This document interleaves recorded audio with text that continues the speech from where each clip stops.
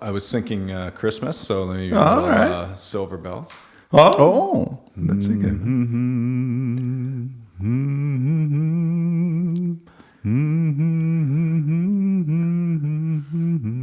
Okay, I can't take it anymore. I got tears in my eyes, man. He's getting us into the spirit of things. That's what he's doing. He's getting into the spirit. This is our first COVID Christmas.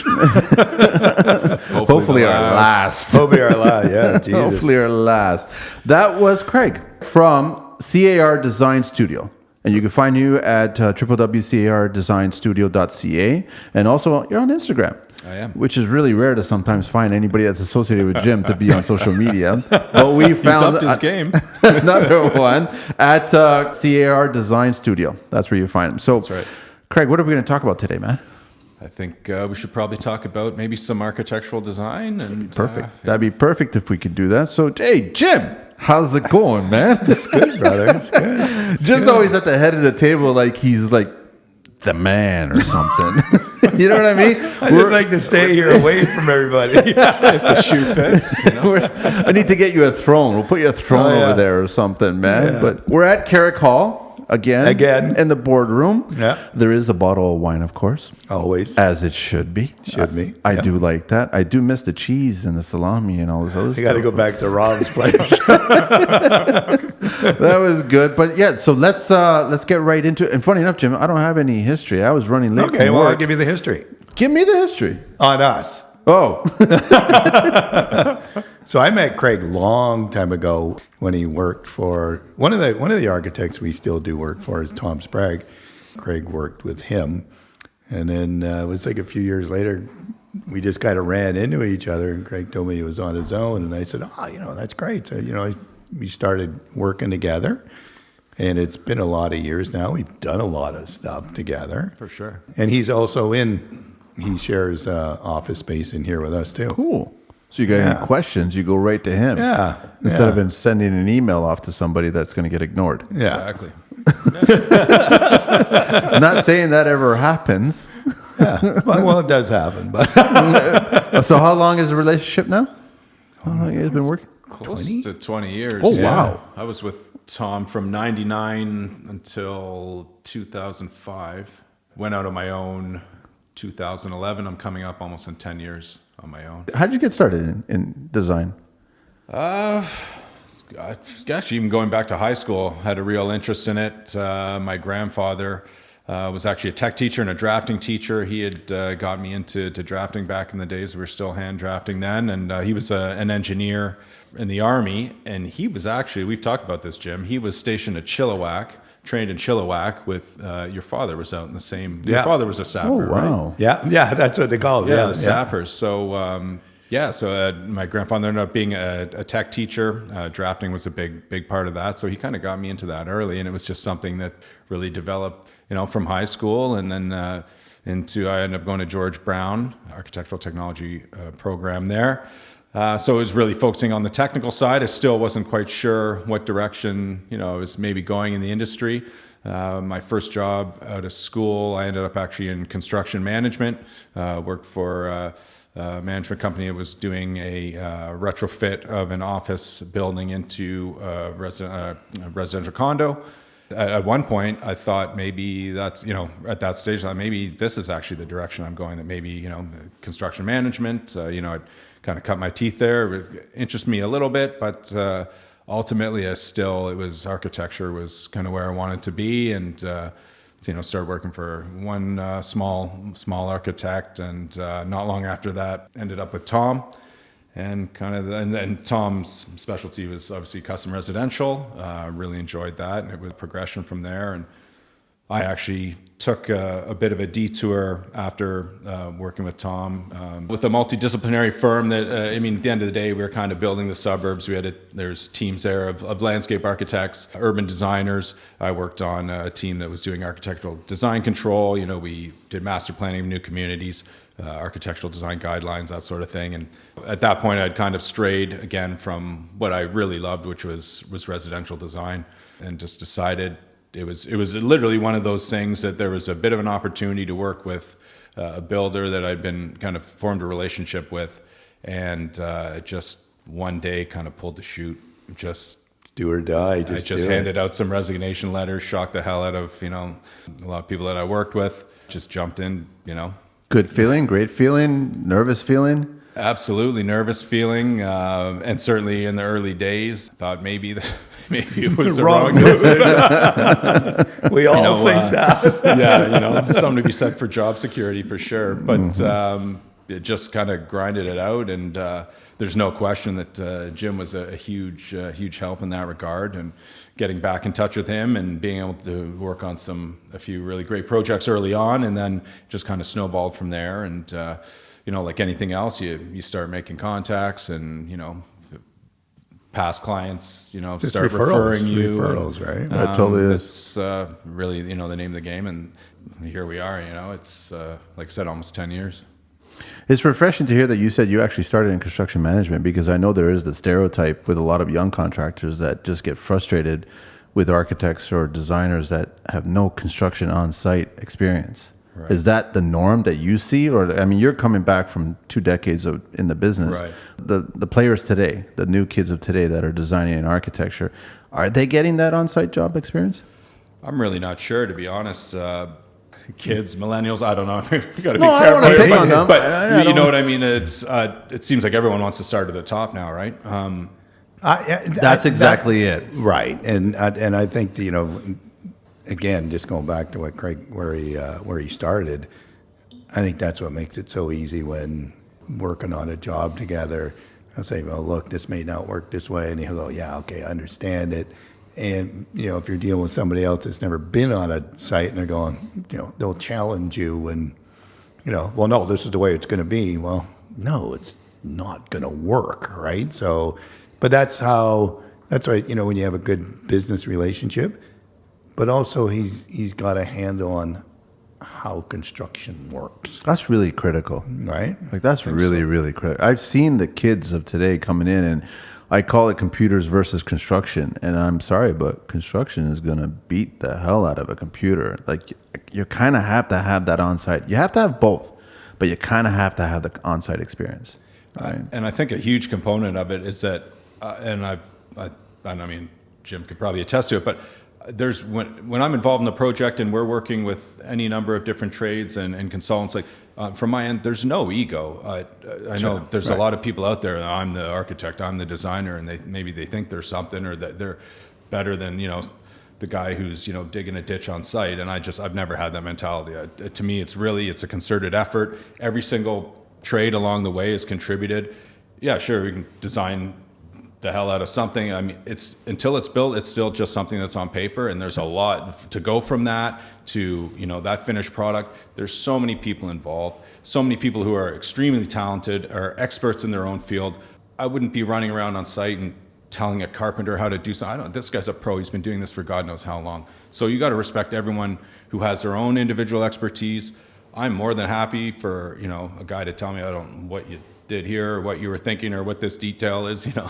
Quite honestly, it doesn't happen that often, and there's times actually I wish it did. I'm sure there's times it could be something that's a small issue, but no, it never comes to your attention. They just kind of call you a jerk off, behind your back, and that's that. I'd be happy for them to say, actually, the way you did this, that's not how we do it, or it's much easier, or whatever the issue is. That to get that feedback is really important to me. So it just goes back to again, it's a concerted effort of a lot of different professionals with a lot of different expertise, and I'm no better than anyone there. As far as I'm concerned, I'm a small part of the puzzle. Team, right? Yeah, it's 100%. It boils down to team. And I know that let's face it, there's a lot of architects, designers, interior designers, whoever, they run around with big egos, and they like to, think their shit doesn't stink, and they, talk down to people, and that's just. By the way, everybody's shit stinks. That's just how it is, right? So I just want to clear it up. Doesn't. I was going to ask you, Craig, does Jim... I'm old. I haven't shit in weeks. If you're gonna ask me if I've smelled this shit before, No. This is not going to be a podcast about shit, right? I was going to ask you, has Jim ever snuck into your office there and did a screen grab of your whole wallpaper and then made that your wallpaper and you're there for a few minutes trying to figure out why nothing's working? no, that's never happened. It's a good idea, though. I would try that. No, so it's really good to understand that it is. I mean, I think I tell everybody, it is a team, man. There's no one person that can build any structure. No. It's not one person, man. For sure. You need that team. You need from the low man to the top man. You need everybody. They all have to work together, and you have to be respectful of everybody's duties, 100%. Right? It's important, like right from the foundation, right to the finishing. I think I've been lucky over the years to work with some great architects, designers. I mean, sure, there's a chosen few that are arrogant and will take the glory for everything. But I think for the most part, they're the ones that that's good. There's always a popping sound of something going on in here. There is lots of alcohol. It's totally fine. I've been lucky that, the egos haven't got in the way. And I think, that's why the relationship with most of the architects, designers that we work with works. Because we do respect each other's each other's work and what we bring to the table, right? That's just surrounding yourself with the right people. There's a lot of times that we'll get a lead and sometimes bring Craig along, and sometimes he'll get a lead and he'll bring us along, and it's nice how that works, huh? It's great to have that, but it's a great balance to have this way that we don't always get the job. And Craig would, and then he doesn't always get the job, and we would, and it would go to some other architect. But it's great, I think, to have that at the table when you're first meeting with somebody that's never done a major reno or they're going to do a build. At least they get his, the design, the architectural perspective. Then they get our side of it, what it's going to, not necessarily what it's going to cost, but how the whole system is going to work. Before we can even do anything, and I'll let Craig take it from here, but there's the whole other side in 6-7 months, maybe a year before we even get a permit that, he would be working on and going through the city and, just trying to get ideas out of the clients and everything else. I mean, that's a lot of work. And the process is really, it's one of the first, it's literally the first thing we talk about is sitting down with clients is, obviously, design, architectural style, finishes, what have you, the things that are sexy and people love to talk about. But in the reality, you've got to talk about process. People come to you and, they may be excited and when can we get going? And, sometimes you see the look in their face when you tell them, well, we're going to have to go through committee of adjustment. And, we've got zoning reviews and, you're looking 6, 7, 8 months easily and waiting time on the city on a lot of these things, and you see the kind of bewildered and they don't quite believe you, or but they that's just think it happens overnight. That's all. Yeah, I know, a week or two or something. A tidy show on your local home improvement network. We won't get into that world. That's just too easy to get into that world. But process is a really important part of it, and knowing that, okay, this is, we need to go through zoning. These are the issues around zoning. If you want to work, within as of right, this is what we're looking at. If, you want to push the envelope, whatever it is that you're looking for from a scope standpoint, more than likely we're ending up in a committee of adjustment application situation, and then we've got to submit, and particularly in the city of Toronto right now and certain districts is a very long wait, and obviously COVID hasn't helped that at all. It was a long wait before, it's a longer wait now, so it's something you have to be mindful of again when people are excited and want to get going, and sometimes you have to temper expectations a little bit and say it's we're in for the long haul. I mean, I met with at the time was a prospective client and is now a client. They signed me on, which was great. And in the initial conversation, the husband was a little antsy, and he said, "No, I just trying to figure out the logistics." And he said, "I don't want this to be a year-long process." And it is a year-long process. I said to him, "It's a year-long process, at least." What was he expecting it to be? Like a few months? I think so. This is a new It- build or a rental? It's a reno, but a gut and 2-story rear addition. It's a year-long process. For sure. And I'm that's- just looking at it. We got clients coming in tomorrow that we signed the contract April Of 19. and we're at the end of 20. Right. And we're just getting the permit now. What was the reason for nearly a year and a half, basically? I mean, you got Colin? to deal with the TRCA. TRCA. That stands for? The Toronto ravine. Region Conservation Authority. Oh, you have that ravine lovely- lots, that partial lovely ravine group, lots. eh? Yeah. So that was months and months to get through that. And then COVID, and then this, then that. And yeah, I mean, It takes time. And urban forestry is a big one too that Yeah. is easy to overlook. And you see projects sometimes that it looks like they're about to get started, and you see the hoardings up and it looks like someone's ready to get going, and it just sits and sits, and you find out through a neighbor or something that somebody squawked about well, the they had tree to go. in the Yeah, back. they didn't get approval at urban forestry for tree protection, or build. If you're building within a tree protection zone, then you need a permit to injure. If there's a tree that has to come out, you're looking at a permit to destroy. These things take Permit a lot for of everything, time. man. Now you're bringing in arborists. Now there's now a whole other layer. You're Specific bringing other arborists. consultants. The client will have to hire their own arborists, and in my case, I have 1 or 2 people that I deal with, and I'm happy to pass them on to them if they have their own arborists, or whoever it is, happy to use them as well. And so they bring the arborist in. There's an arborist report that's got to be submitted to the city. The city then brings their arborist out. And ironically enough, I mean, you have people, you're talking about trees, and they look at you like you have 4 eyes. Like, a tree. It's Well, a we tree. actually we do have 4 eyes. Yeah. That's a tree. Like that process in urban forestry can literally be the longest process of all. Yeah. Depending on the situation. I mean, again, committee of adjustments, the next one. I it's a had big one, I had a thing backfire on one of my neighbors that was giving me a hard time on the last house I built. Mm-hmm. So, during the committee of adjustment hearing, everything else, they said, okay, there was like the neighbor behind me, the neighbor beside me, neighbor beside me, neighbor across from me, and they all just ganged up on me, right? So the one behind me and the one beside me, he said, well, we're just worried about the trees in the back. I said, trees are fine. I'm not going to touch the trees. We're good. So anyways, I had to cut the house back, do this, took about 500 square feet off the house, everything else, which was fine, which wasn't a bad idea. Anyways, we get into it, and we're digging away. One of the branches on this tree, after we've already started to dig and the house is already up, the tree the tree was hollow. So it was already infested. Right. So the branch had fallen and is resting all the wires at the back of the house. So I had my tree guy come in and I said, can you just remove the branch and everything else? Oh.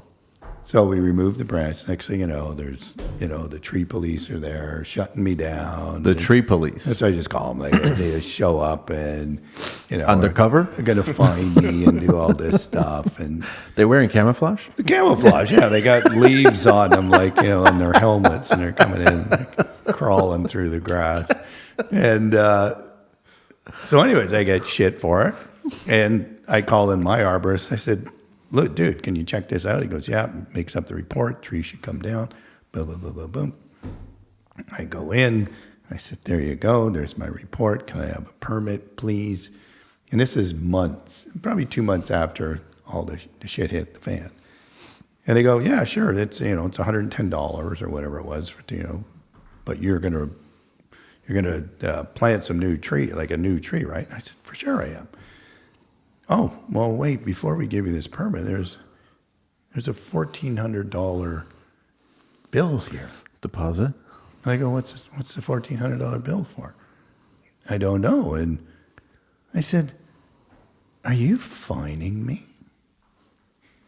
And she goes, well, I said, you're actually fining me for something that I went out of my way to get the branch off the lines before it took out the neighbor's Yeah, TV to and avoid a internet and everything problem. else. The tree is hollow. There's the report. It's, they have said to take it down. She goes, well, I said, fine, fuck it. There's your $1,400. Paid it. And for somehow, maybe the tree gods were looking over me.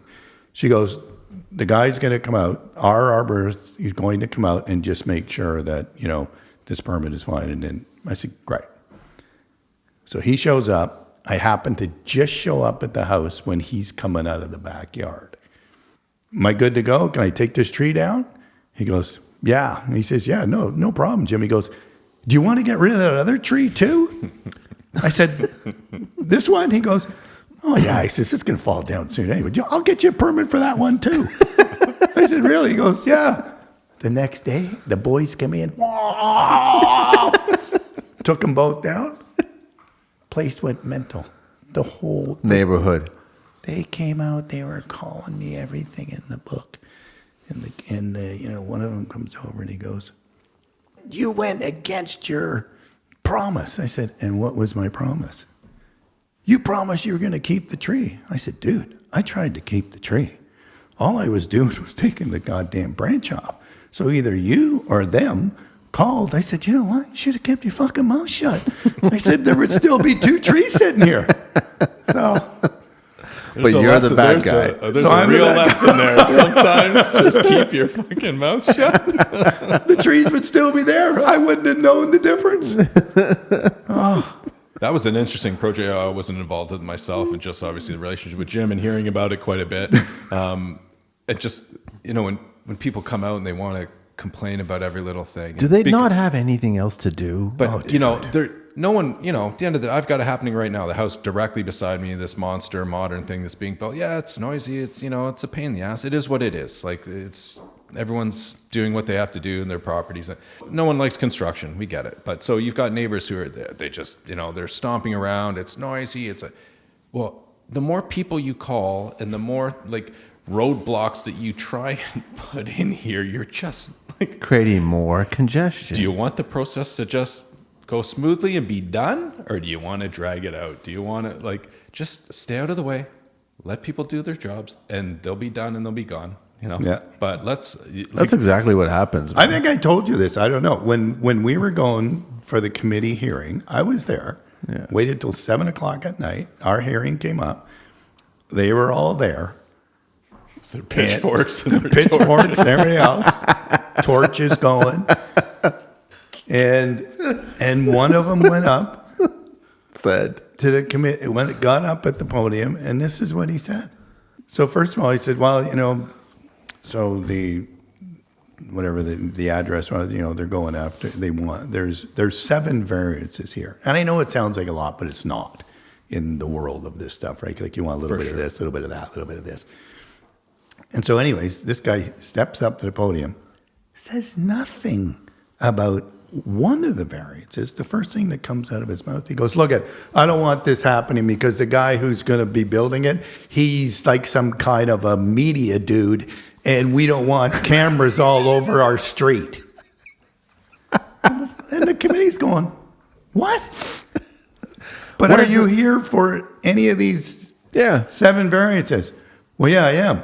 Well, then What? say that. Well, like I said, he's a media dude, and he's gonna be and you can see these guys just losing it, right? And finally, I think I'll probably embellish it a little bit, but it's like the chairman just said, "Well, you sit the fuck down." He said, "I don't care if Robert De Niro was moving in next door. It's just a variance." And he got up again. We got up, said our piece, we got everything, and he said, you're allowed to come up one more time. The guy got up again, started walking. He said, "Hey, get the fuck out! There's the door." That's what they "You've said to had him? your say." He didn't say, he didn't swear. No, but he just leave. said, "No, you've had your say. There's the exit." Wow, it's insane. He was just a little upset that the media dude was here. And that's one thing with and I know Right. the panel you're talking about, and they were, as far as I'm concerned, the best panel I've ever dealt with. There's, everyone has, I forgot what the terms are for the panels, but they were by far the best I ever dealt with. They kept really, They were great. They kept it moving. If Yeah. people got up and were talking about things that, were not zoning issues, they would, like you just said, put them in their place. There's a process. The applicant speaks. The people get to, people are there and, Get to say their piece. And process, they can come and say their piece, and then the applicant has an opportunity to rebut, and that's it. And I've seen numerous times where the process starts to go sideways, and you need a really solid members on the committee and the solid chair to keep things in line. And it's one of the things of committee that, at the end of the day, I always tell my clients, of course, the preference is to stay. If you can stay out of that Committee process, then that's desirable. But let's face it, at the end of the day, people want a little more square footage. They want to kind of go back a little further, whatever it is. So you're going to spend a lot of money. You want what you want. As long as it's within reason, let's, of course, we'll apply to the committee and But stick to request the points, variances. though. And- Don't and- go up there and make it personal. And this is what happens, right? So you open the can of worms when you do go through this process. Now, everyone and their brother has an opportunity to come This is when you forward get and- to know who your neighbors are. Oh, who For they sure. really are. The And for colors, sure. huh? For The true sure. colors just shine. And so, and this is what's going to happen in the process, just like Jim was talking about, when people come forward and they almost again, no one wants to live next to construction. So you'll have people come and talking about construction noise. Where's all the water going to go? Oh. Like all these things. But that's And- not what this particular meeting is all about. Precisely. And that committee in particular was really good at saying, we're here to discuss zoning issues. That's not a zoning issue. Move on. So How many people on this panel? I've never done it. I'm sure I'm going to do it one day. I'll want to experience it. but- 5? 5? It's Varies, 4 to right? 5. Yeah, usually it's around 4 now, like the chair and three panel members. That's what it So you is, just yeah. need, Chair and then 3 panel, yeah. And if you get a bad area, and like that particular case, you'll get the side neighbors, the rear neighbor, the front neighbor. They'll all show up and try to gangbang kind They of. might. But that's They what's might. great about the panel is that they already know it's coming, right? They And just want to just filter it. Yeah, so we always hire a guy that knows how to do this and work for the city. So he gets up and boom, boom, boom. And I will say that one of the neighbors, and he was the older guy, he actually found a mistake that we had made, or that in one of our calculations, it was a walkout, and I guess when we were calculating, or our guy he didn't calculate it as square footage. For the record, this wasn't my project. It was not. It was not. But after it was all said and done, I walked out of the committee and walked up to all of them. I said, look, I'm going to live here, guys. So what is it you want? I'm not here to cause any shit. What do you want? You want me to put in 16 more trees? I'll do it. Do you want me to cut my house back a little bit? I'll do it. So I ended up cutting the house back. Like I said, it was 4,200 square feet. I brought it right back down to 37 or 38. It's still a big house. It's stupid. But I brought it back to what they asked. What more can I do? And they still kept. They weren't happy with that, even though you You gave. know what? The ones in the back kind of just left me alone. 2 on the side kind of just, they worked me right through to the end. Wow. Eh? Yeah. My favorite committee story. You were involved in this. So we'll say names or whatever, but fairly close to where we are now, kind of in the neighborhood. Committee, I represent my clients, so it's part of my services. It's included. If you have to go to committee of adjustment, I'm responsible for submission to the committee and representing you at the hearing. One thing in the process that is a useful tool is a research request. So it's $169 for a half-kilometer radius, or you can double the fee, go a kilometer radius, and you can get as freedom of information all the decisions in going back 10 years. So again, half a kilometer or a kilometer radius from the subject property. It's a valuable tool. You're trying to gauge what's obviously what's been passed recently. Project in particular, the direct neighbor on one side was adamant that she just didn't want this. It wasn't even a new build. It was a gut, a new second story. We were certainly increasing the size of this, small wartime bungalow. But I had, through the process of the research request, I had the information on their house, which they had just done, 2 years previous. Dum, dum, I had a list of all of their variances, and sure enough, this woman was stomping her. She was quite irate. She just didn't want this happening next to her. And in the back and forth, that she came up, had her chance to protest, and in my rebuttal, I said, well, it's funny, actually, I do have the variances that were approved for your property 2 years ago, and they're all above and beyond what we're requesting here today. Which is always great, valuable information to present at a committee of adjustment. If you saw the steam come out of her hands. And we got approval. I mean, I don't think that really had anything to do with it. So, and something I tell my clients all the time as well is that obviously you want your immediate neighbors on each side, someone across the street, someone that backs onto, in a perfect world, you want them to be on board, be happy. Most people, I think, want to be a good neighbor. But, obviously that's not always the case. And some people, again, and further to what you were just saying, like some people will never be happy, right? So you can, try and work with them as much as possible. At the end of the day, you realize, look, this is still my house. If you're trying to get input from 6 different people on what they think is appropriate, you're always going to lose. So are the ones that are bitter already renovated their homes or haven't renovated their homes yet? I think it's 50-50. Really, 50-50. yeah? But yeah, in my case on this one they were fairly half decent sized homes, but nothing's been done to them. The one beside me was so ratty. Raccoons and everything were actually living in the attic. Wow.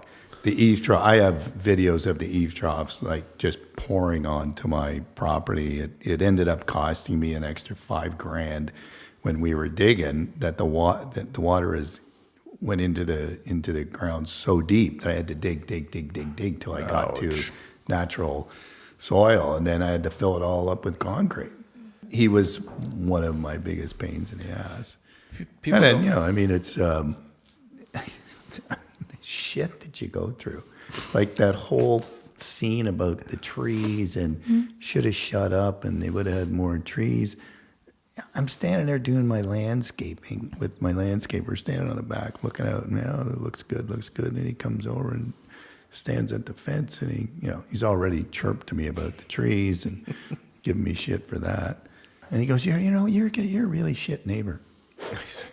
That's what he says to you? Yeah. He says, you're it's funny. Feelings kind of mutual. He says, you're really a shit neighbor. I go, and my landscaper's kind of looking at me, and I go, I'm sorry. I'm sorry you feel that way. I said, He goes, you know what I'm going to do? I said, I don't know. What are you going to do? He goes, I'm going to turn around and I'm going to sell my house. And I'm going to bring the value of yours down. So it just so happens my landscaper is also a real estate agent. So I look at him and I look back over at that guy and I said, all right, that's awesome. How much do you want? And I know you're in the financial business and a financial whatever. I'm going to make sure I tell my clients that you actually think real estate's going to fucking go down when you sell your house. You would have made my life a lot easier if you had us sold before we started this whole process. Jesus. But and that's the other side of the people, So as the people who have renovated, as the people have the house hasn't been touched in 40 years, and a lot of those are the older homes, and you see it a lot. Some people just don't like change, right? So it's noisy, it's messy. I'm happy, we've lived here for 40 years, and my kids grew up here, and that whole thing. And we're increasing your property value, and they say, well, property taxes are going to go up. It's that kind of like. So there's some people that just never really doesn't happy, matter, and some truly don't care that property values are going up. They just look at it as it's change. For some reason they're losing somehow. They're losing that kind of what they had, and I don't know. It's interesting. Well, It's human psychology. But on the upside too, there's this younger couple.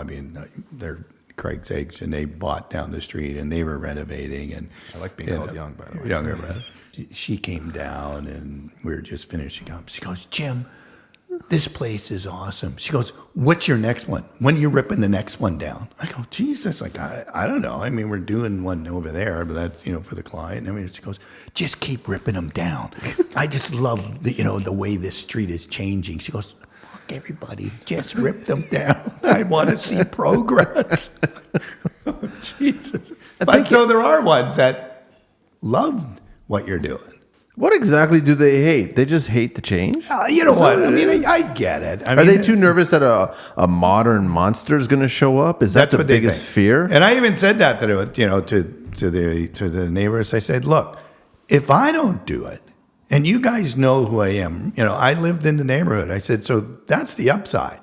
I said, if I don't do it, and some a-hole of a contractor comes in just because he's who got doesn't a even shitload care of money getting it out of his country, because you at least care about the neighborhood. I said, we have hoarded the place up. We got locks on everything. We clean the street every day. I mean, the lady across the street came and she goes, oh my God, Jim, that's so good. I go, what's that? She goes, you're out here sweeping the street every day. You hose it down. She goes, that's great. I go, thank you. This is what we try to do, right? I mean, we know we're upsetting the street. It's a given. The longer you chirp at me and hold me off, the longer it goes on. It's true. Just what he was saying in the beginning. I know. But I truly think it is. Some people just do not like change. I mean, it's this kind of weird thing in human psychology. And it's older people again. So you've got people who've been there for decades. And it's like that. We liked it the way it was. So even if you kept the entire facade exactly the same, you did not expand the footprint, and all you did was modernize the interior, they still would chirp. Possibly. It's the trucks. It's the trucks. It's the noise. It's the mess. We get up at like the noise starts at 7. I would say, I don't mean you would know better than I, Jim, but I don't know. I think that probably interior renos are, a lot easier. less of a headache than, but yeah, for sure. Especially it's the big noise. Excavations. Oh, it's a big, you got guys show up, big tractor trailer show up, big machine gets off, sitting there at 6 a.m. and all you hear is the diesel. You get guys swearing at each other in 6 different languages all day. What's up? How's it going, you? No, it's true. Oh, man. Construction workers aren't known for, right? No, especially our excavator. Oh. But even if they came... Get back in your house! I've heard some good stories about that guy. Really? He just does not give a shit. Doesn't care anymore. He's been doing it for so long, he just doesn't give a shit. Taking down 30-year hedges because they're just not convenient for what he has to do at that moment. I think he should come on the show. Oh, dude, what? Oh, yeah, for sure, he's a fellow countryman. You'd love him. Oh, is it really? He's a pork chop. Oh, yeah. Okay, we'll get along really well. Oh, yeah. Yeah. Jimmy, I'm not gonna tell you what I'm... You have to have subtitles. Oh, man. So you got into custom residential. Why not get into commercial? It was just, it was just kind of that, it sounds cliche, but kind of first love. It started in high school when I was getting into drafting, and just houses interested me, and residential design interested me. When I was a kid, my stepdad used to love open houses. So I remember as I'm 6 years old, the Snoopy neighbors. Totally. Just go in and just that was like an sign event. the fake What are we name? doing? There's an open house. That was like a family outing. And I remember. I was very young, but I clearly remember it. Who knows? But it kind of almost like back to then. It was like, okay, like this is a really young kid walking through these houses, and I don't know. It's interesting, but to me, I think it's really personal. And one thing actually as well, like getting into the construction management and the thing, right out of school, it's a completely different animal. It is. It's certainly a lot less personal, but just even in the administration, and that's what I worked in. I was pushing paper for all the contracts and everything else, and it wasn't that fun. Everyone's worried about liability all the time, and everyone's screaming at everyone about this, that, and the other thing. And residential design, to me, it's personal. It's people's homes. People have a vested interest. Again, when I was working for the multidisciplinary firm where, we dealt with tract builders all the time, and there was, this back and forth of the tract builders. They're like, this is it's just about making money and, you know, yeah. It's a box. the biggest It's a yield. box, right? You know, we're doing master planning of communities. You know, what's the yield? Just give me the yield. You know, how many towns, how many semis, how many. So what excites you, Craig? Like what drives the boat there when you're designing something? Creativity, man. It is creativity. And that's one thing. I mean, you know, additions, renovations, maybe not as glamorous. Like, you know, it's easier to do a new home as opposed to, you know, fighting with something that, you know, you're keeping half of this old structure that's God knows how it was constructed. But I actually like those. They're more challenging. They get you thinking. Well, it's For definitely me, it's, it's rewarding, and that's the thing. When you, especially if you like, it's one thing if someone buys a house, you know, they don't even move in, or they've been there a year and like tear this thing apart, you know. But someone who's lived in the house for 8, 10, 12, 15 years. And then they decide, you know, let's tear this thing apart. And let's you know, make our dream home. And so when you take that house that they've lived in year after year after year, and then you completely transform it, completely transform it. Well, you had Rob Rena on there. So Rob's house, I mean, a complete transformation. That's a huge transformation of a house that they've lived in for years. But he made his list of things that he wanted to change and what he what he wanted. You can just see. He did. Well, you saw like the joy in both of them, their eyes, like when they like he's over the moon, and I think that's what drives us to do what we do. Is, you know, like Craig gets to create this with them. You know, they give him ideas, he puts it on paper. You know, he can create for them, and then it's just the roller coaster of emotions, the ride. But it, you know, why can't it be like the horsey ride with the 1 quarter in it? It never is. You can't be. And I always say, I mean, I don't know the easy part, but I mean, certainly, you know, I'm more maybe at, you know, the beginning stage. It's kind of fun, you know, outside of, you know, waiting on, you know, zoning reviews and committee of adjustment and building permits, you know, but the design phase should be fun and people are kind of excited. But once the builders get involved, then, you know, the real money is flying around. You know, it's not now we're talking big bucks, and it's like, you know, tensions can get a little be raised high. a little bit. So I'm fortunate that I am kind of on the easier side of the equation, and then, you know, as I say, shit gets real. As soon as the hammer starts swinging, man. Like I said before, it's time, money, and emotion. There they are. That's not a good 3 to mix. Choose. So what? But they're all there. What are clients dreaming about these days when they're looking at doing that huge reno or that new build, tear down, whatever it is? What are they dreaming about? As far as the, you know, renovations, additions, for sure, it's, you know, it's pretty typical. Big kitchens. A young family that, you know, has probably been in the house for, you know, a number of years, or, you know, maybe not, but it's time to expand. Everyone's, you know, the kids are getting older. We're on top of each other now, especially with COVID. You got 2 parents and in a lot of cases working at home now, of course. He's going through that right now. That must have shifted things for you, everybody, for you and for everybody. Like, I guess that's the big thing. You talk to all contractors, everybody wants a proper home office now. They want proper spaces now. Yeah, for sure. In their homes, right? So the home is actually changing design-wise. It really is. And I mean, there's trends with everything else, but certainly right now, to earlier conversation, it's just, people are just looking for more space, you know. In a lot of cases, you know, you might have 2 kids in one room, you know. I mean, depending, or, you know, they have 3 kids. I got 2 3 brothers. kids in 2 rooms. It was 3 of us in one room with 3 twin beds in one room. That was the norm for us, man, growing up. Yeah, and that also goes back to how people don't like change. So if you have someone, you know, you got a couple that's been in the house for 40 years, and now all of a sudden, like, even someone wants to build a 2,800 square foot home, like, oh, they're building these monster homes, you know. So we raised 4 kids and, you know, 1,000 square feet. And people were shorter, smaller, and they needed less space at that time. It's truly like going back to that, because, you know, people did raise. We did that on the show. We went, and I even said that. I said, look, we're building 3,000-4,000 square foot houses, and they're still not big enough for 3 people. I said, let's go into my dad's, where I was raised. I remember that. And there he was, down in the basement, 85 years old, getting a pedicure. I remember that. I know. And we got up, we pulled in the driveway, and I bent down in the garden, and there were some flowers there, right? They were shooting, obviously, and the producer, I said, you see, You see how far my old man's ahead of time? These flowers will look exactly the same in the winter. They're plastic.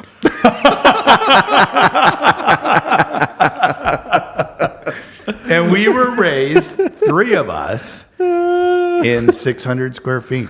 That's how it was, man. So why are people crying over 4,000 They square owned that feet? house for 66 years. Each bedroom has an ensuite nowadays. That's a must, right? It depends, but absolutely that comes up all the time. Oh, For my sure. God. My Butlers. daughter needs her own ensuite. Well, she's 8 months years old. Where is she going to use? Where is she going to use her iPhone? It's just, Right. it's like, come on. I mean, it is a little much, no? And I think so, absolutely. I mean, I think there's a lesson right there with children. Like they're getting too much too early or too soon, whatever. And it's like going back to how many kids being raised in a house. It's like, hey, you can share a bathroom. Like if you like. Yeah. There's life lessons here. That was a typical not to 80s get off staple. on Like some you share a tangent. bathroom. If you And you're had gonna clean the sisters- goddamn bathroom, Oh too. man, you were fighting if you had sisters. Like Well, who got in there first? I raised my kids when we had them. We had one bathroom, right? And when we moved to our bungalow, it was almost like my parents. 2 bedrooms at the back, bathroom, small little galley kitchen. You walk in, you're in the kitchen from the front door, and then you got your little living room. That was it. We did it. We're all kind of living a little excessively, right? We I mean, in North totally. America, I think that's a North American thing. it's definitely I think North- it's Europeans are a lot more functional with their minimum amount of space that they have. Because Europeans do not have 4,000 square foot homes. No, If they do, they're castles of some sort. Right. That's a different story, right? no, we're all spoiled, 100%. Yeah. Yeah. That's a North American thing. Yeah, for sure. So I'm just curious, what else, other things because I know when I meet clients, it's always about the kitchen it's about the kitchen, and it's for always sure. open concept. It's always about get rid of this wall, make this huge. And it's always about the ensuites. It's like massively about ensuites, eh? Oh, mostly masters, right? The master. Yeah, the ensuite, master. Yeah, for sure. Give me But the steam shower. Give me this. Give me And that. I Steam love shower, the kitchen. freestanding, everything. The kitchen. I mean, yeah. to me, it's just a hub. I mean, I've got a 4-year-old son, so even like what you're entertaining, but then it's like in the morning you're in there, you're just trying to make him breakfast and get him out to school. You're getting in the door and you're scrambling to get dinner together. Like everyone's always in the kitchen. So to have that big island, have the space, have that function, Let you me- spend so much time in that space. You guys probably know this. I mean, do you still use this? Because I've had so many clients ask me about this. Is the work triangle? Do we still use it? Because I remember that from high school and my drafting days, right? Yeah. But I tell clients that work triangle does not exist in today's temple. I don't think so, right? It doesn't You don't hear work. that much There's of a it. fine line of. I think you hear know, it more function. if we'll go to Brad or something, which is our kitchen guy. Like they still They would still design- can- they would really? still look to at some it that to way. some Yeah. extent, you Yeah. know, you have to. But it's also you're kind of you're looking at even the location of the fridge, say, proximity to the living sink, area, right, family room. right. So you're popping over to grab a drink out of the fridge or something. I mean, it's those simple, really basic things. But even for the triangle, I mean, again, if you got a good sized kitchen, I love the big island. I'm always pushing. Islands are amazing. I see, and I've seen you get 3,500 square foot houses, and there's an island that's like 6 feet. It always blows my mind. Like that's the hub to me. When you're entertaining, that's Yeah. where the food is. You put out some nibblies, and people are literally. But also around the cleanup island too. That's having where all the drinks. cleanup starts. Like you drop all the dirty stuff at the end of the night there, and then you organize the kitchen. See, Like for I me, still, like a I 9-foot or a 10-foot island to me is just the Yeah. 9 foot, maybe the sweet spot. What did But, I have? What did I have in that place? It was 8. I think that was an 8 there, But it worked so, perfectly in it that worked space. perfect, yeah. But it was so deep, I couldn't reach the other side. Well, and that's why 4 foot deep, I Right. think is It was great. bigger You than were- 4, or no? Well, you can't get think it. it So was- there's a void think that of was space that never gets you. I like having the 12-foot long island to conversations, and then we're like, you realize, But you know what? I still slab like, restrictions. and I That's get when the I still the in-laws like- are over and they're on the other end. You're like, well, I can't hear you. Never mind. I still like the raised part, like 6 the inch. split Oh, yeah? really? I like the 42 inch where you all sit at. Yeah. Not this one level. And I take a lot of heat for that. You know, Jim, well, you're old. You're just. It covers the kitchen clutter though covers as the well, kitchen right? clutter, So right? if there's, you know, so Kinda you've been separates cooking that it up, space. chefing it up, and there's, you know, maybe a bit of a mess. Let's face it, right? You get that raised counter, and it's just not. Yeah. But it's a design sideline. challenge for you nowadays because I'm seeing clients like, it's gone are the days of just a range. Now it's a cooktop and double oven, steam oven, espresso machine, you wait, possibly microwave. You know, it's like appliance after appliance after appliance. I'm like, are we building an appliance showroom or are we building Give me a another home? month and wait till you see this kitchen. Oh, The I'm Ridgeview? hearing about this. It's taken up the whole. So it's a renovation. So it's taken You should up- Photoshop an image of it just going right out the neighborhood, right to the sidewalk, right to the street. It pretty much it does. It takes up the whole existing At the rough stage, it was massive. floor. The whole The floor. hood is 11 or 12 feet long. It's like driving a 1972 Thunderbird. It's like that size hood. That size hood. So he's got a 60-inch range, Wolf. That's 5 feet. Oh, no, wait, we're not finished.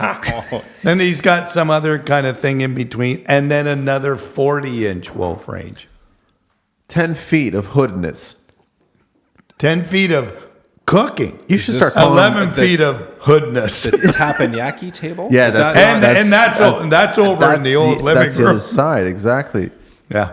That's, should- I gotta say, I mean, I've never pretty sweet, never though. seen that. I've certainly never You know what? designed I know that. you've mentioned to me that he does. He's a cook. He's a chef. He likes about hobby shop. Like That's what he likes to do. rewarding because I don't like the clients that want that picture perfect kitchen that No. never gets used because they have such a huge Uber Yeah. Eats No, account. he said like this thing will be going all the time. Which he is has great. his buddies over, and which is great. Which is what it should be, and that's No. the question: is where function over beauty, right? Design. I've never been a fan of the wall ovens myself. I don't know. I feel it takes up precious real estate, like especially if you're going to go with some, high end Wolf or something yeah. like that. I've that you never get Do the the range. 48, the 60-inch. You got more than the double. You do your double oven there, and then free up a bit of space in the walls for something else. I feel like you chew up a bit of valuable real estate with the double wall, unless of course you're dealing with. Let's get into Significant. kids' rooms. Our kids' rooms, like I'm noticing every single kids' room, like I go back to Ensuites. Every single kid has an ensuite now, and plenty of closets placed. When I'm sure Jim and you and I, like it was a 2x4 closet with like rickety glass mirror sliding doors, right? That's what our closet space was.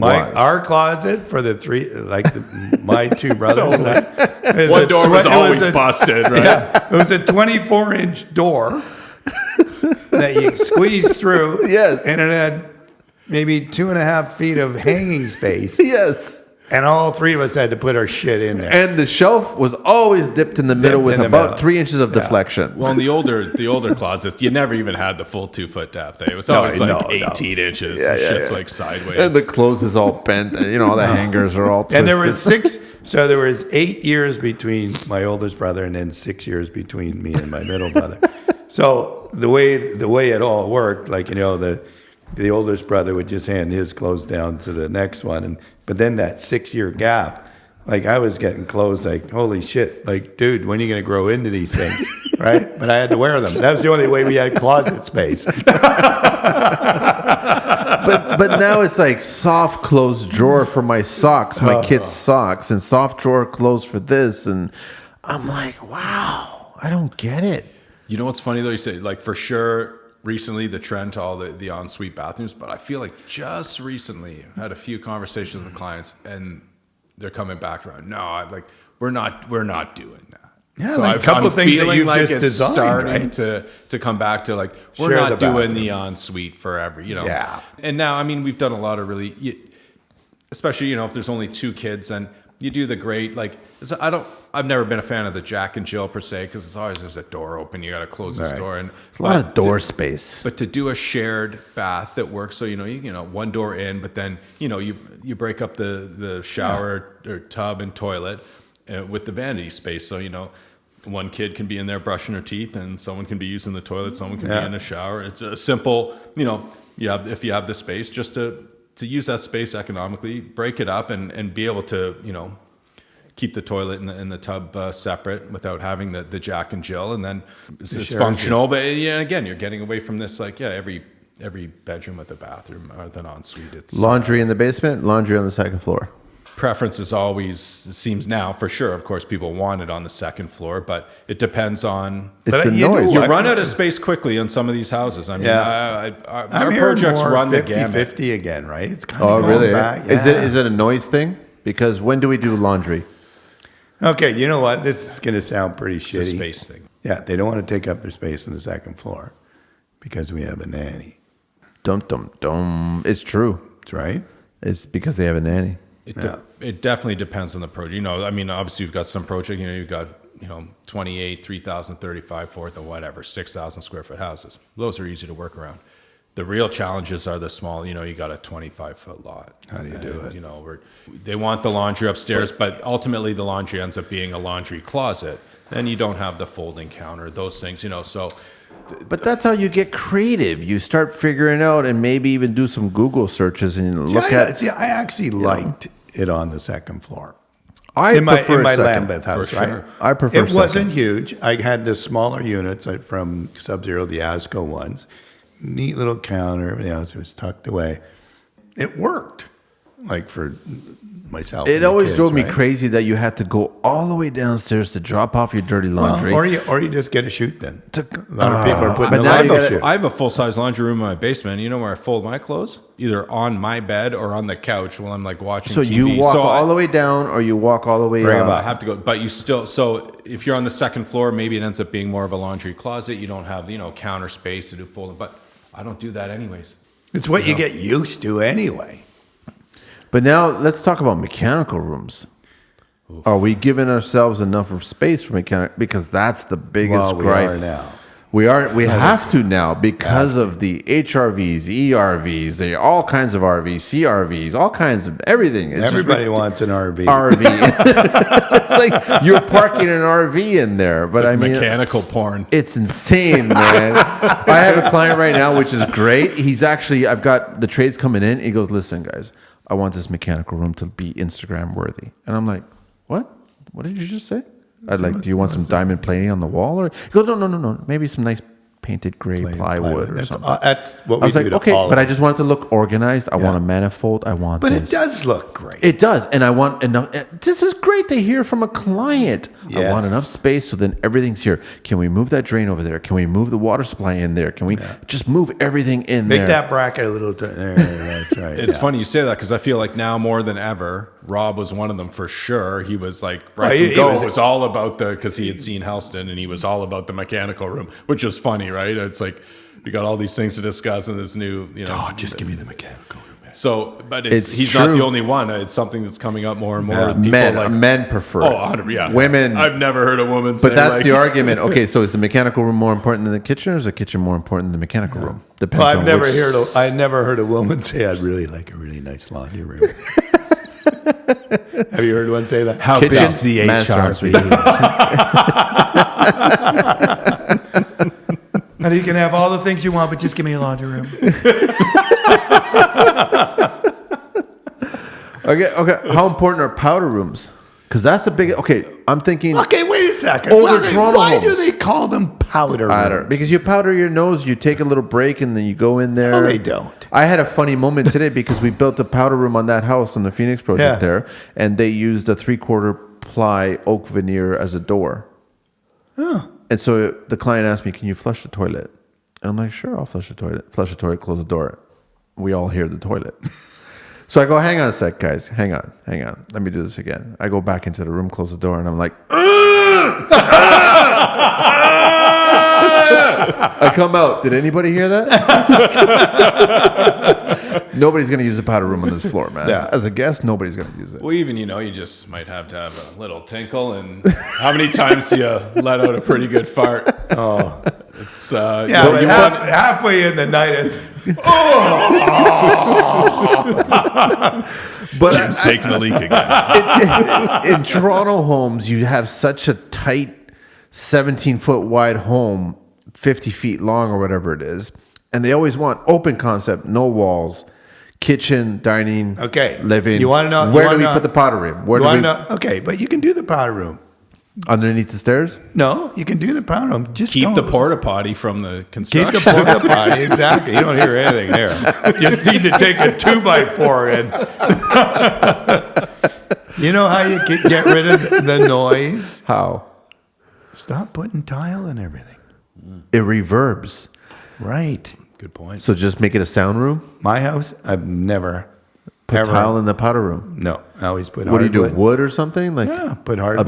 absorb the sound. wallpaper. That makes a lot Yeah, of sense. put actually. something that will absorb the sound. That I mean, makes it's a lot not of going to be. sense. You're still going to hear, but you're not going to hear. These are the meetings that you have with the clients when they're Right. talking about powder room. Man. They Okay, don't look, do we're that. going to talk about powder rooms. Give me your highest pitch. Decibel reader. Yeah. Show me when you're really constipated. How's this going to work? But to your point, I literally just had this conversation yesterday with my assistant on a project we're working on. I said, well, we'll again smaller footprint. You're trying to make all these things work, like you said, open concept. The powder room, you're always trying to find a place to tuck it in. Depending on the layout, like it's always going to be adjacent to something. You're always trying to protect Yeah, the that's space. the weird thing. So I said, you know what? And what we were looking at, I said, it's not a priority for me right now in design. That's something we can maybe sell the client on. But there's a beautiful bathroom that's downstairs that was renovated, a couple years ago. There's going to be a beautiful, new main bath upstairs. Again, going back to like, we're a little bit spoiled North America. Right. Our mentalities, like for one, that ground floor, it's just going to benefit from having a little more space. And then B, not actually having a That's powder where room just jammed in somewhere I've where you're always going to hear gone. someone having a fart when they're having I've a always piss. gone that. I said your guests will never want to use it if it's right there. It's like a spotlight. Especially right the women, there. you I mean, can if see you them, can they put look a it little on- uncomfortable, like, Right. hey, honey, do you have to have a pee there? Yeah. Oh, okay. Yeah. Go downstairs and then you Like have if you the can put it privacy. off a mud room, great. But if you can't, like you say, walk 4 feet and go down the basement. I've had clients ask me to put it right in the corner of a kitchen. Get Which rid again, of this cabinet is and put it in now the kitchen. is now the hub of like when you're entertained. That's where everyone is. Everyone's going to see you. They're going to hear you. They're going to know you. So that's not a good spot for a powder room. Put it at the front door then. Is it going to kill someone to walk down a flight, it walk won't. up or down a flight of No, steps? it And will like you not. said, and now they have some privacy, and now it's it's Are- definitely something that I think we need to get away from trying to shoehorn these little powder rooms on. Right, these back tight when we were ground floor plans. when we were growing up, if somebody with my mom was the only female in the house, if she was in the poor cabinet, woman. right, the poor thing, right. If we had to go downstairs in the Yeah, laundry, that's the how- laundry tub, that's how it was, or in yeah. the drain, like you just that's how- what you did. Yeah, that's how it was. You know? tree. Don't get the trees involved. Yeah, How, right. how, I don't need an arborist. how tech savvy are clients getting these days? Are we getting a little ridiculous? I mean, we talk about North America, and I really don't know what the tech is in Europe. I think it's the age. Depends on the age. I think you're depends on the absolutely age. right. You're absolutely right. Everybody wants, like, obviously they want a Nest or some sort of digital device for a doorbell, which I had a funny situation today. So the whole house was getting outfitted with a bunch of home automation stuff, like really cool stuff, plastered speakers. So they disappeared. Yeah. They're nice. They sound nice. Expensive. They're putting everything in. And then all of a sudden I see this 1970s Canadian Tire kind of doorbell cover plastic thing. And I'm like, what the fuck is that, man? This whole house is technology based. And then I got that. What is that? And then you had the same thing with the camera from the back. And it looked like everything's screwless plates. But there's one plate in the whole house that has the computer channel from the camera outside is got this screw plate with this cheesy 70s kind of awning on it. I was guys, what is this shit, man? Like, can you get rid of that? And Couldn't the client, afford anything else. client came up to me and goes, this, yeah, I was actually going to say something. I just can't believe they installed that. And then all of a sudden I turned around and came back up and there was a nice decor style with a little brush metal kind of hair thing with the wire coming out. And I was like, that's 2020. I like that. Now the doorbell. Can we talk about that? Okay, sorry guys. So hang on, get the mic there.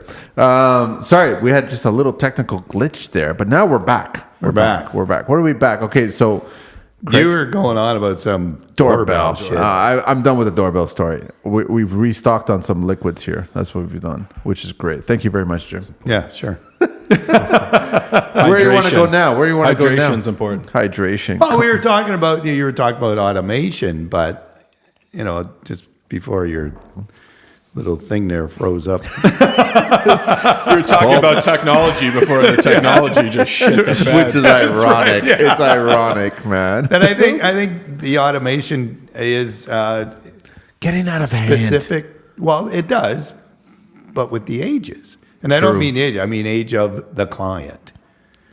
But you were saying last time that you have younger clients, and they want 30s, everything. and they want everything. Yeah. And then when I get into like the 50s now, Jim, I just want dim the lights and maybe be able to do this, maybe turn the alarm on. That's it. I don't want the rest. Okay. The one. All right. The major component to me is still budget. Because I'm finding, especially now, look at lumber costs have skyrocketed. Like construction budgets are going up and up.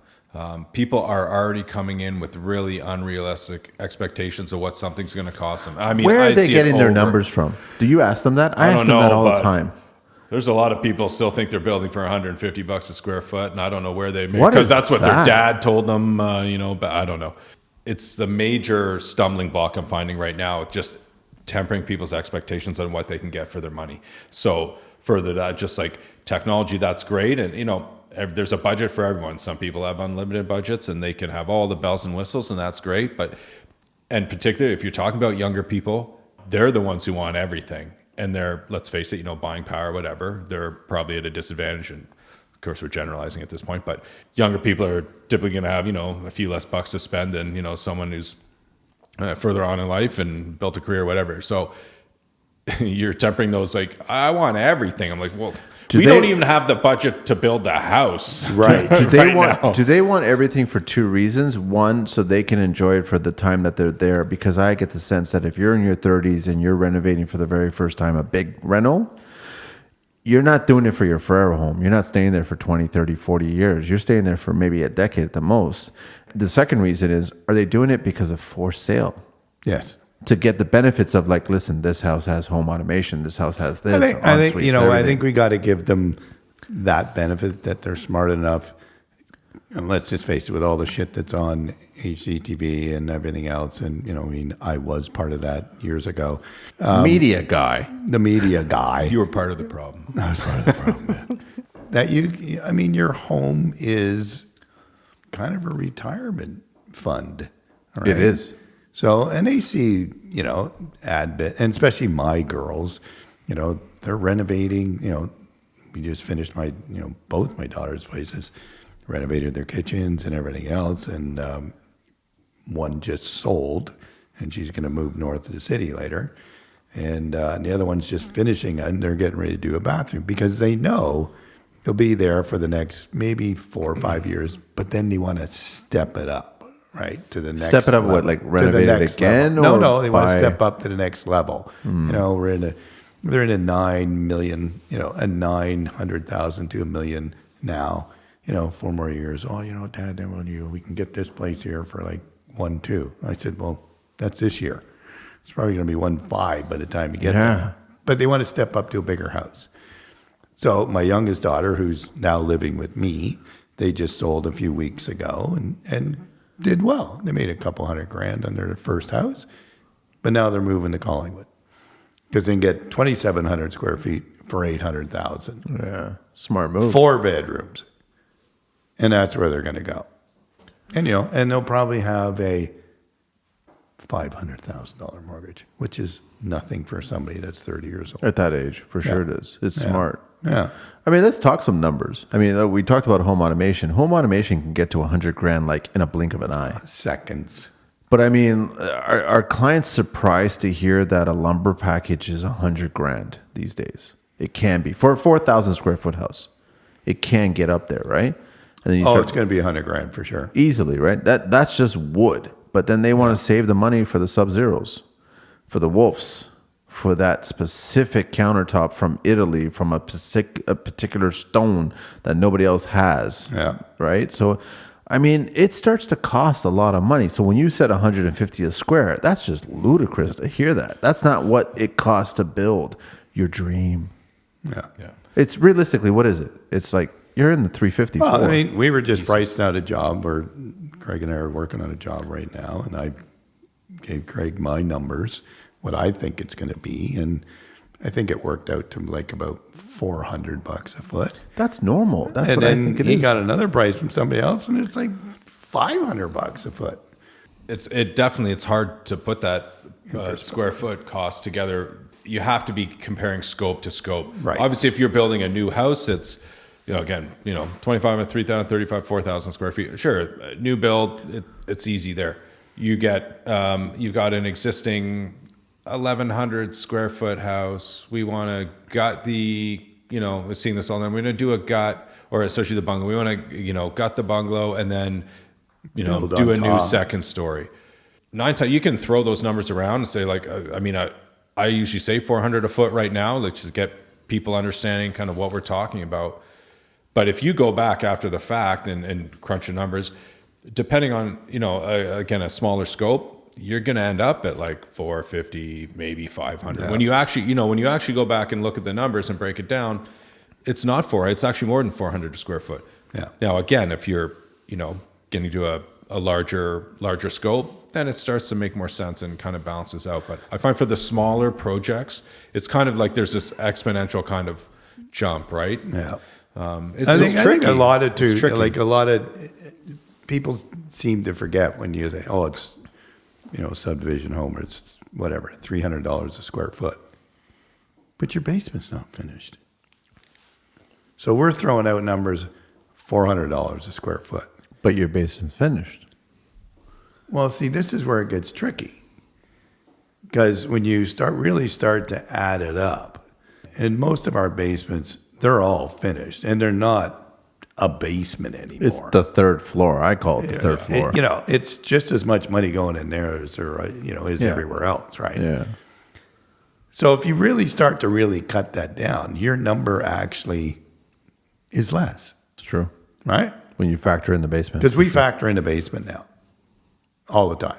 So what are you getting? So if we're going to say we're $425 a square foot, yeah, but you got 3,000 square feet in your basement or whatever, right? Yeah. That includes your basement, which is a full-on, bar, a full-on laundry room, the Home theater or something, yeah. exercise room, heated floors, and 9-foot ceilings, and trim work everywhere. Like, So who are the jokers that are selling 150 a square? I was And kinda what being are they facetious getting? a little bit. But but literally, what I are mean, they- when you think, but when they you are, talk to they- people, what they expect, what is your budget? So basically, what they're looking at for it basically ends up being 150 a square foot. But I've literally had some people say like 150, 200. But I mean, I don't think that's necessarily so let's just norm. for an but- example. So my daughter's buying this place for, let's just round it off at 800,000, and they told me it's around 2,900 square feet. Okay. Basement's not finished. So what's that? I'm not going to do math. It's too late right now. 250? So 250. Well, I mean, can round pull it up my off. It phone. was I'll pull it. 3,000 I didn't know feet, there was gonna be 300. homework. That's Yeah, 900,000. homework. So you're probably 250, 275.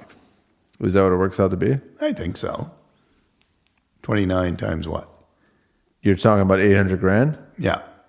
2,900 square feet. What was it? 265 or something? That is 275. There you go. 276, call it. Not bad, eh, brother? There you go. He's pretty close, eh? He didn't need an iPhone for that. Huh? Old school, brother. Okay, so you're basically at just under 300 for that. There you go. That's So- a reasonably priced home. And that's where you go. As the scope But increases, they're an it's hour and a easier to half get north of the actually. city. That's out of the city. That's out of the core. And no basement finish. They get the little bit of insulation just below the freeze, and that's it. Yeah, that stupid wrap pack. The whatever wrap it is. shit. Yeah, Yeah. That's not code compliant. You know what's funny? We all know that, but yet it's still being done. Yeah. Isn't that hilarious? Well, in the renovation, it's compliant. But yeah, for a new build, yeah, it's it's not. a joke, right? But I want to know where clients are getting their numbers from. Are they getting their numbers from going to the bank and based on their credit and they're like, this is what you're allowed? Or are they getting their numbers from reading house articles, Pinterest articles, Google articles, TV, God forbid? I don't think TV feel ever like gives it's- real numbers. They And make if you're it looking seem at If it, you're like it's watching something free. that's coming out of the U.S., it's Right, I was ridiculous. gonna This say stuff. that. Oh, they did this renovation. And it's Well, the like, law- we're fucking $80,000. Yeah. Like how many They lawsuits renovated the White House. So She's a nail technician, and he's currently unemployed. unemployed, surviving on her nail technician salary. Yeah. So where are they getting their numbers when you come in and you explain to them? Like we just explained that it costs $400. We have justified numbers that says it costs X amount. You know what I've noticed? Okay, so the clients I'm dealing with more clients that are in their 50s, and they're well established, and they've made some dough. I went and looked at one, last week again, and they're adding on 6,000 square feet to their already 10, 12,000 square. This is foot two home. people. Yeah. And I went around the 56 acres and saw it all, and it was absolutely amazing. And then we sat down and we just had a quick chat. And I said, look, roughly where you think this is going to be? And she goes, yeah, I think so. I'm going to be upwards of 2. I said, you know what? That's not bad. I said, 6,000 times 400 is 2.4. I said, I think you're more in the 2.4, 2.5. And she goes, okay, that's fine, because we don't know what we're doing yet. I said, yeah. So I said, great. So you do know what you're doing. She goes, yeah, we do this all the time. We'll do this next 5 years, we'll go again. I just finished a place over here, close to us, and we just renovated it now. And we lived in it for a year and we gone. But they get it. They get it. Those are the clients I like, because they're but that's, realistic that's with the their 5% client, right? That's that is that. the 95%. I'm always okay. So there's always two questions. I always ask clients, why'd you hire me? I'm always curious on why you hired me. I want to know the reason. So what I did right or what I did wrong, right? And I always ask them, where did you get your numbers from? I really want to know. And majority of the answers, the replies are, this is what we can afford. That's it. So they just figure out this is what we can afford. I think that's exactly it. Like Where it people, comes they'll determine what the budget is, and then that becomes, this is what we expect, like, to build. Because they for. say it so much in their head that they actually believe that's. But what they want to dream and what they can afford. And I've gone back, like, this is, what I said earlier, like, this is the real battle right now of really tempering expectations when people are coming in now. And it's such a balancing act, you guys are builders, so it's like, is this really their budget? They're always wary Very of good contractors. point. And Very I good just point. had a woman I met with the other day with Dan, with Jim's business partner, that we threw out some numbers, and she said, when I hear the numbers, I think that that's a starting point. The conversation was that this is kind of, you could expect your max budget to be like the max. And it was clearly, it's well laid out that, this is, the max, just so just the kind of, oh shit factor is this. And she replied, she said, well, when I hear that, I think that that's a starting point, and it's only going to cost more than that. Just the battle of tempering people's expectations with budget. I'm constantly reinforcing with people. So they'll tell you, this is our budget. And I'll say, I'll be honest with you, I've seen, a lot of tenders come in on very similar projects recently. And I think, you're probably out by $250,000, $300,000. I put that on the table right off the bat. We can talk about it. We can look at, different options. There's ways to pull out of the budget, but this is what I'm telling you and what How I'm do seeing they right react now. to that? But They don't hear you. They so don't you hear you. constantly, so it comes back and it comes Wow, up again. Yeah, no, the budget's still, let's say the budget's still So they're 500,000. fixated on that first number that you told them, but not, that's the starting point. But see, this is what Craig and I talked about this the other day. It's how you frame the whole conversation. There's ways of doing it. And Craig said, he goes, look, this is the way to do it, just the way he said. I have just done a few other jobs that look similar to your project. This is what they came in at. So this is where I think maybe you should kind of start thinking where it might go. It's up to you. I mean, this is what I would say. I mean, I always say like this. It's up to you where it's going to go. Yeah, you may want to think that your $400,000. That's a great way to approach it. Your $400,000 that's in your head might not be enough. And again, you don't really know what their true budget is because they maybe don't trust you or trust the contractors. They're like, well, we might have a lot more to spend, but obviously no one wants to spend more than they have to. And it's like the guy who has another 20 in his back pocket. Oh, they're keeping their cards close, right? For sure. And they have every right to, for sure. But so I'm going in, someone tells me our budget's $500,000. I say, I'll be honest with you, this is more like an $800,000 job. They go, okay, well, okay, so we have $500,000. The best thing I can do is just, I've said it. I always make sure there's at least one email, hopefully a couple emails reiterating that. I mean, at the end of the day, I never want to design something, obviously, that's not in the budget of my clients. That makes me look like I don't know what I'm doing. Are you drawing for 500 or are you drawing for 800? My typical philosophy, so being in that position, and I've got a job right now that, again, saying that exact situation, I don't know. But okay, I've got your wish list.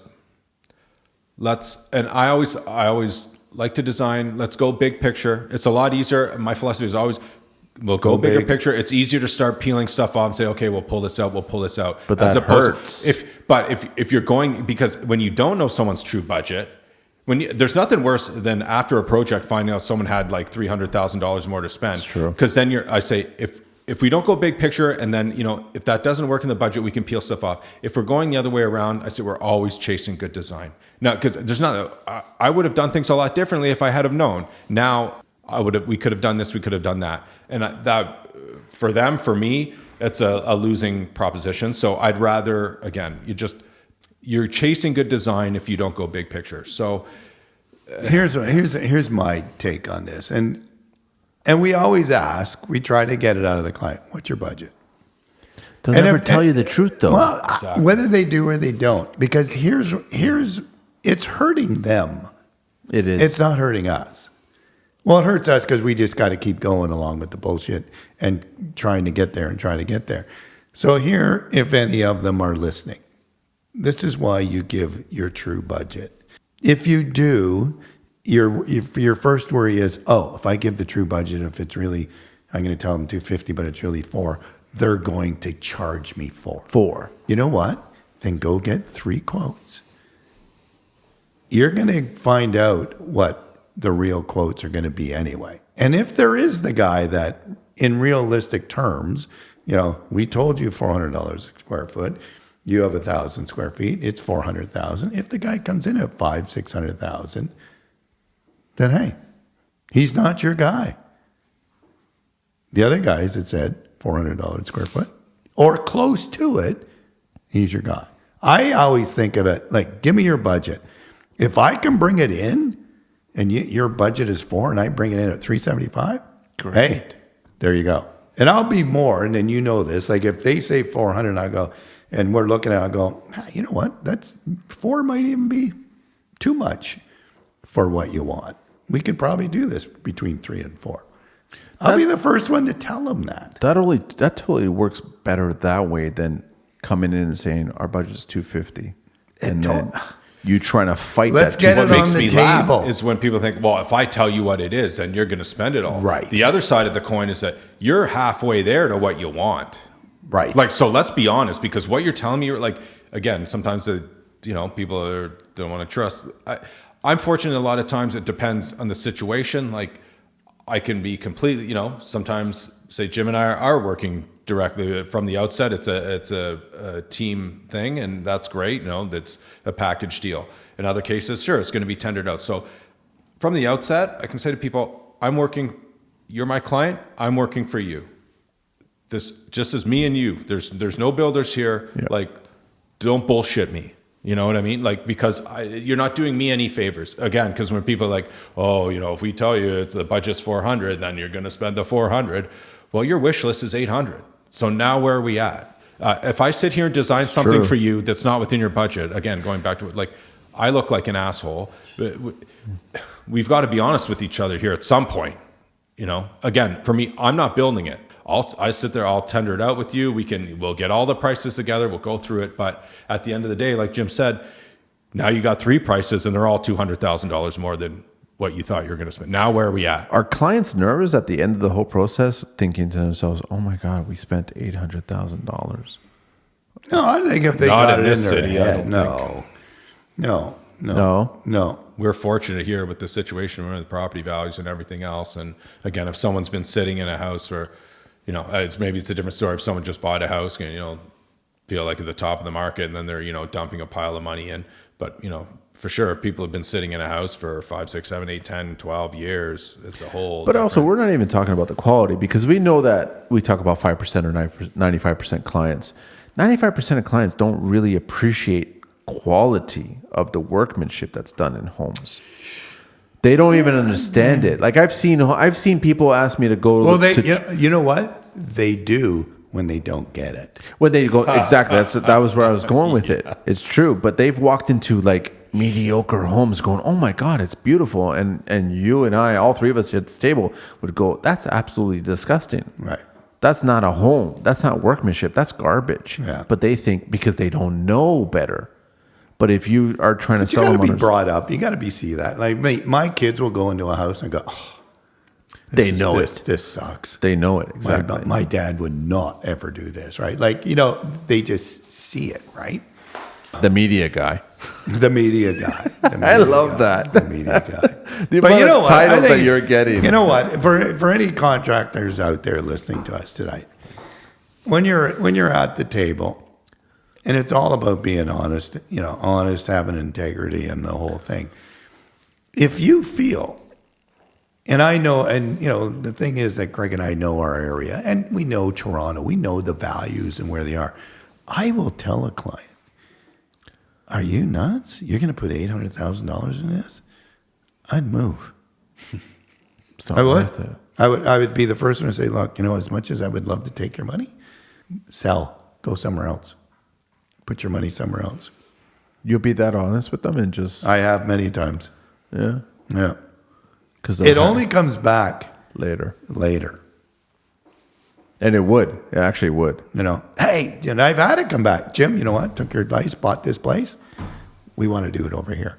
Sure, now you can spend your $800,000, but you bought this place for $300,000 less. The upside is you're still ahead of the game. Mm-hmm. Here, you were going to be the first one on the street that put that much money in, and now you got to wait till the market catches you. To let everybody else. It's back to that honest conversations with people, right? So it's like for people who are out there looking for consultants for builders, you got to sit down, and hopefully you're sitting down with good people who are going to be honest with you, and aren't just sitting there just trying to get a check and a deposit, and But I think they can, people can read honest that, conversation right? is Yeah. is But I think if important. you start honest and you just be honest and you just put the right team together and just ask people, "Listen, just tell me the truth. Tell me what it really should cost." And if you ask 3 different builders that, I think if you get 3 legitimate builders, they will actually tell you what it should cost. Yeah. And surprise, surprise, they might even be within 5 points of each other. Right. And then that just reaffirms that the honesty is still on the table. And then you can make a decision. Again, right? I've been doing it a long time, and I don't want to chase every job that comes to the table. But at the end of the day, that here's my price. Here's another guy that it's $500,000. I'm $550. This guy's $500. Jim, we really want to go with you. Can you 50? Can you come down to 50? I said, "No. This is what I need to give you the quality of a job that I think you want and that I want to give you. If that's not there, then I'm not your guy." That's just the bottom line. But you got to be willing to do that as a builder. Like anybody who's listening to this, like you guys, you got to be able to do that, get up from the table and walk away confidently. But honesty is 70. That's right. 75% of the time. It's built your reputation. 75% of the time, you're going to get the call back. Yeah. Man, this has been another interesting talk, huh? Thanks so much, Craig. Honestly, Thank you. Did we miss anything? I mean, I know that you go through a lot. I guess you go through everything that we go through. up until we start swinging the hammer. You go through a lot of emotions, up and downs, designs, ideas, suggestions, revisions, all this other stuff, but all on paper. For sure. All on paper, all through emails, all through text, all through everything, and then it's handed over to us. Yeah, I mean, it's a different kind of world. And then you get to I guess you come by and you check out what's going on, and then you see the progress and how it's all folding out. For sure. And then there's revisions. And there's revisions. Right? Revisions. Yeah, I mean, those come in all shapes and sizes, right? It depends on what we're talking. I'm not a revision Oh, guy. Craig's on site. What's going on? What did we revise here? What's happening? No, this has been good. I think we've educated quite a few. So we got one last segment before we go, because I don't know about you guys, but I got to go pee. I think the wine's As long just as getting I me. don't have to sing anything, I'm happy. No, Christ, no. One more. It's just Christ, no. we call it the 12 questions of construction. So it's totally up to you. There's no right or wrong. Okay. What is your favorite construction word? Fuck. Everybody has. that Everybody one. says that. Seriously? What is your least favorite construction word? Fuck off. It's just a single word? Revision? Revision is a nasty one. Yeah. Oversight. Oversight. What turns you on in construction? The smell of lumber.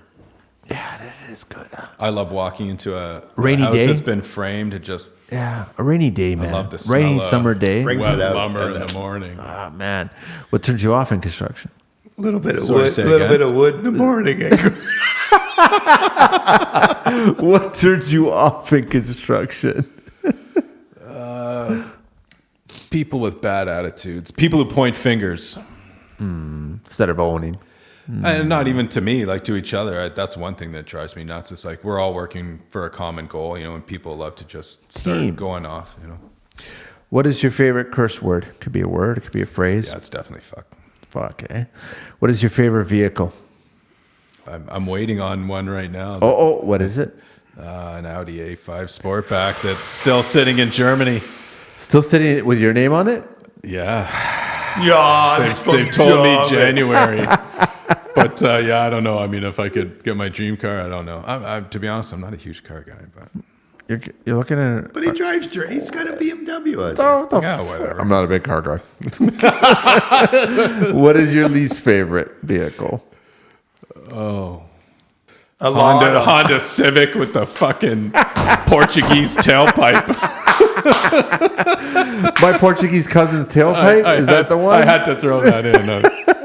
I found that today on the news that the number one vehicle stolen in 2020 is what? Take a guess. Civic. The Honda CRV. Really? Really? That's the number one vehicle being stolen in North America.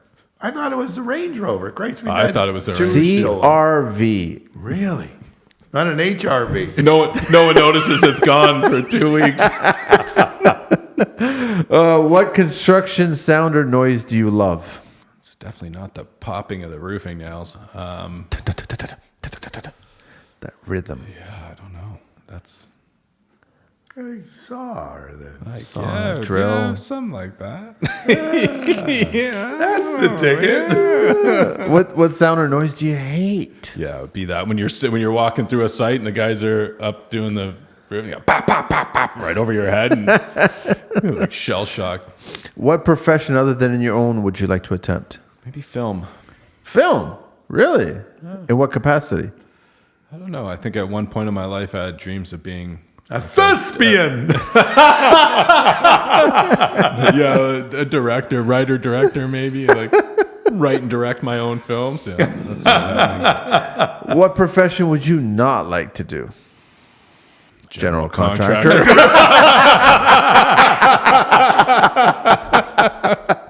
I saw that one coming a mile away, man.